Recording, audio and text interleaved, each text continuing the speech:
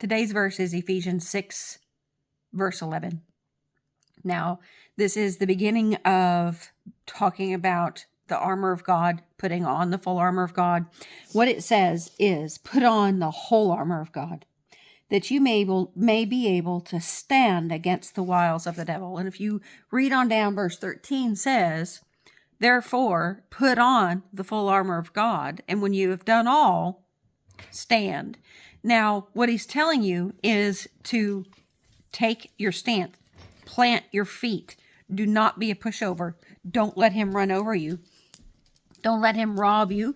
Don't let him deceive you. But you can't do it on your own. Put on the full armor of God. That means don't just be satisfied with the helmet of salvation. Don't just prepare yourself with the gospel and walk according to the word.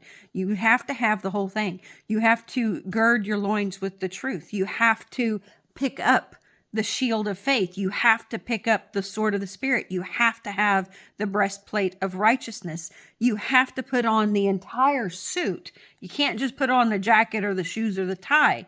You got to get fully dressed. And you have to get dressed so that you can stand, so that you can stand your ground, plant your feet, and push the enemy line back. And you don't become a victim. You are a victor. You are a child of the King, and all of the promises of Christ are yes and amen.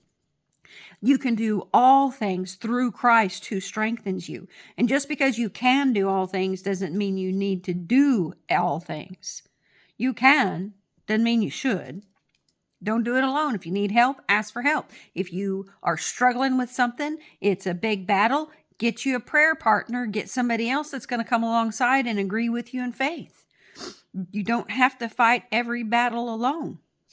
Put on the full armor of God from start to finish. Now, if you go ahead and read through, it says, we do not wrestle against flesh and blood, but against principalities, against powers, against the rulers of the darkness of this age, against spiritual hosts of wickedness in the heavenly places. Therefore, put on the whole armor of God.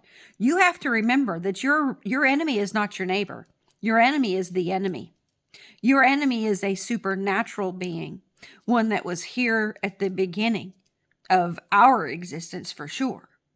He has had lots of practice. He's unbelievably deceptive and crafty. He's done it more than you have. Our carnal, physical, natural bodies and minds are not equipped to do battle with this enemy. You have to do battle with him on the supernatural. You have to put on the full armor of God in order to stand against him. And when you've done all, when you've got it on, stand.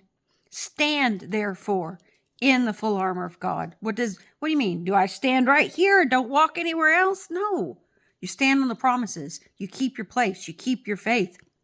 You keep your decision. You don't let him talk you out of it. You don't let him sway you. You stand firm on what God said to do, what God said is the truth, and what God said is the promise. You stand on Jesus. You stand on the salvation. You stand on faith. You stand on the sword itself, on the word. And you just keep your spot and push him back. That's how you win. That's how you keep from being beat up and tossed about on the waves. You put on the full armor of God, head to toe. Don't go without even one piece of it. And when you've done that, you can stand against the wiles of the enemy. Amen? Amen.